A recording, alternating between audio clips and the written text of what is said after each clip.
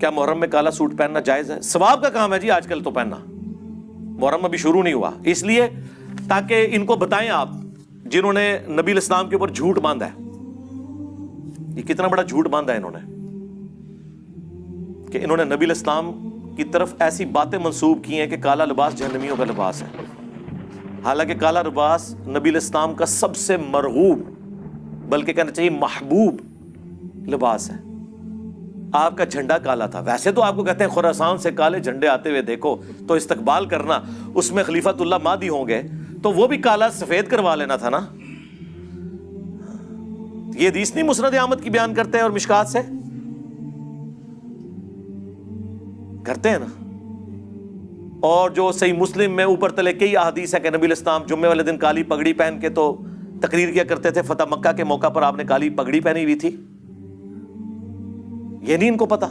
اور مسلم شریف میں حدیث ہے نبی الاسلام کا کسروانی طیالسی یعنی پرشین امپائر کا کالا جبہ جو کالا ہوتا تھا، جس طرح سندھی اجرک ریڈ ہوتی ہے، وہ نکالا اسما بنت ابی بکر نے، اور انہوں نے کہا یہ رسول اللہ پہنتے تھے صلی اللہ علیہ وآلہ وسلم۔ ان کے بعد سیدہ عائشہ کے پاس آیا اور میں بڑی بہن تھی، ان کی وفات کے وقت میں نے لے لیا، نبی اسلام اسے پہنتے تھے اور ہم اس کا دھون مریضوں کو شفا کے لیے پلاتے ہیں۔ یہ صحیح مسلم شریف ہے، مولانا شریف نہیں۔ آپ کا کرتا بھی کالا، اور کالی کملی والے جو نعت تھی وہ چٹی کملی والے کیوں نہیں ہے؟ وہاں نہیں کالا رنگ نظر آتا؟ یعنی رسول اللہ کا کرتا بھی کالا، آپ کی چادر بھی کالی، پگڑی بھی کالی، آپ پیچھے کون سی بات رہ گئی؟ وہ صحیح مسلم میں حدیث ہے، عائشہ ہی کہتی ہیں نبی علیہ السلام نے ایک دفعہ کالی چادر اوڑھی ہوئی تھی اپنے سر مبارک پہ، اتنے میں حسن ابن علی آئے، ان کو اپنی چادر کے نیچے لیا، پھر حسین ابن علی، پھر سیدہ فاطمہ، پھر سیدنا علی، اور نبی علیہ السلام نے ان چاروں کو اپنی چادر کے نیچے لیا، اور اما عائشہ یہ منظر دیکھ لیے اور حضور نے کہا انما یرید اللہ لیذھب عنکم الرجس اہل البیت ویطہرکم تطہیرا۔ اے نبی کے گھر والو، اللہ تو صرف اتنا ہی چاہتا ہے کہ تم سے ہر طرح کی ناپاکی دور کر دے اور تمہیں خوب صاف ستھرا کر دے۔ اسے حدیث قصہ کہا جاتا ہے، چادر والی حدیث جو مسلم شریف میں بھی ہے اور اہل تشیع کے ہاں بھی پائی جاتی ہے۔ تو کالا لباس ضرور پہنے، میں تو کہتا ہوں محرم میں پہنے، اور لوگ پہنتے ہیں اب تو لوگ زبردستی۔ ہمارے پاس ایک بھائی ہے جو پہلے وہابی تھے یعنی اہل حدیث، وہ وہابی مولانا کی مسجد میں لاہور میں، وہ جو گلے پھاڑنے والے دو بھائی ہیں نا، ان کے پیچھے وہ جمعہ پڑھتے تھے، تو وہ یہاں آئے، وہ کہتے ہیں میں تو اب جمعے میں پہلی صف میں محرم میں جو ہے نا کالے کپڑے پہن کے بیٹھتا ہوں۔ تو میرے بھائی جب یہ ہوگا تو ان کو تو تکلیف ہوگی، یہ تو ہوگا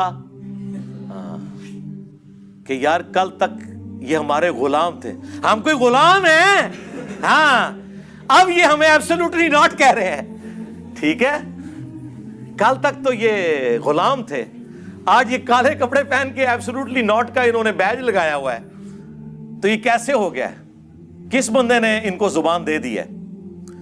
تو وہ بھائی کہہ رہے ہیں میں مسلسل محرم کے 10 دن یہ کالے کپڑے پہن کے، اور جتنے جمعے آئے ہیں میں مسلسل وہ پہلی صف میں جا کے نماز بھی پڑھتا ہوں ایسے کر کے کہ کوئی مجھے پوچھے تو صحیح کہ تنو کیا ہو گیا ہے۔ لیکن میں نے آپ کو بتایا کہ حسینی آج بھی دلیر ہیں، اس زمانے میں بھی دلیر تھے، اور بنو امیہ کے خدمت گزار اس زمانے میں بھی بزدل تھے، آج بھی بزدل ہیں۔ جرت نہیں ہے کہ پوچھ لیں، پوچھیں گے تو کیا ہوگا؟ وہ کہے گا نکال صحیح مسلم تیری کتاب ہے، تو آپ مسلم شریف سے وہ انکار کریں گے؟ ممبر سے نہ اتار لیے جائیں، نجی محفلوں میں جو مرضی بھونکیں۔ وہ میں نے بتایا نا کہ نجی محفلوں میں جو مرضی آپ کہیں، آئینی طور پہ تو پرائم منسٹر سربراہ ہے اس ملک کا، اگر آپ سامنے آگے بولیں گے تو آپ کے خلاف پٹیشن جائے گی سپریم کورٹ میں، چاہے آپ کسی بھی بڑی سے بڑی پوسٹ کے اوپر ہیں کسی ادارے کی۔ جو کچھ کرنا ہے چھپ چھپا کے آپ نے کرنا ہے۔ اس طرح یہ مولوی بھی چھپ چھپا کے بخاری مسلم کے خلاف سازش کر سکتے ہیں، سامنے آگے کریں گے تو لوگ کہیں گے اوے منکرین حدیث، اوے پرویزیو، اوے رسول اللہ کے گستاخو، حدیثوں کا انکار کرتے ہو، لو ساڑھے ممبرا تم۔ سمجھ آئی آپ کو؟ اس لیے ان کی جوڈیشری کی سٹیٹمنٹ کوئی اور ہوتی ہے، پبلک سٹیٹمنٹ کوئی اور ہوتی ہے، اور خواص کے اندر سٹیٹمنٹ کچھ اور ہوتی ہے۔